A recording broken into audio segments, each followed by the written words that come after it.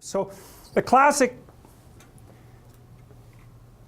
and archaic way of thinking about perception is the world's full of objects, you see the objects, you think about them, you evaluate them, then you act on them. It's like, no, that isn't how it works. First of all, the world is not made out of objects.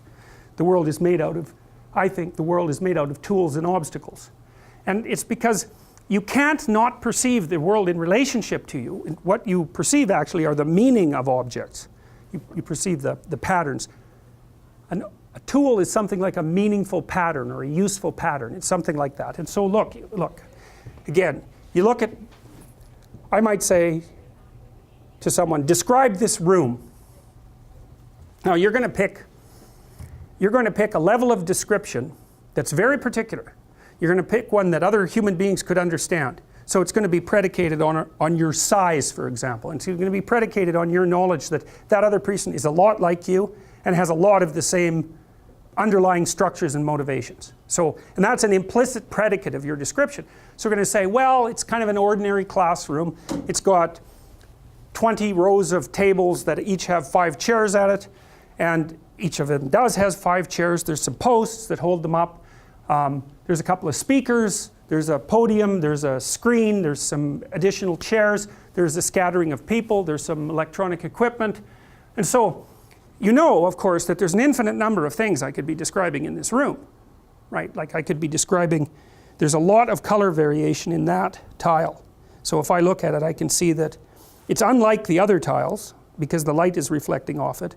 So it's got a shiny white element. There's about, God only knows, 1 million different scratches in it, each of which are unique. I can't even really tell what color it is. It kind of looks like an off grayish green. But if I was painting it, to get a reasonable representation, I'd have to have at least 6 or 7 shades of green ranging from quite dark to almost white. And that's only if I look at it from here. If I look at it from here, well then you get the point, right? I mean, there is an infinite number of details in this room. There's an infinite number of facts in this room. That's also why I don't believe that you can derive an ought from an is. It's like, you know, that's the old Humean issue, right? You cannot derive ethical guidelines from factual knowledge. And I think the reason for that is, which facts are you going to pick? How are you going to select them? There's an infinite number of them, even in a constrained situation.